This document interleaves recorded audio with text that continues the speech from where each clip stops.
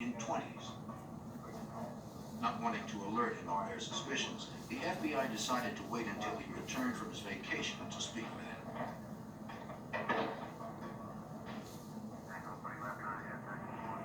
As the Charlotte FBI was gathering leads, some suspicious activity was also going on in nearby Gaston County, just a few miles from Charlotte.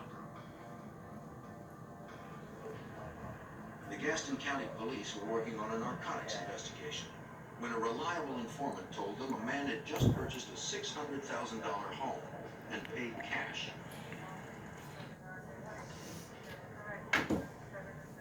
Sergeant Rome of the Gaston County Police identified the man as Steve Chambers and began an extensive background check on Steve and his wife, Michelle. Sergeant Rome learned Steve Chambers was making purchases all over town. In the last few weeks, he had paid cash for a truck and a BMW Roadster.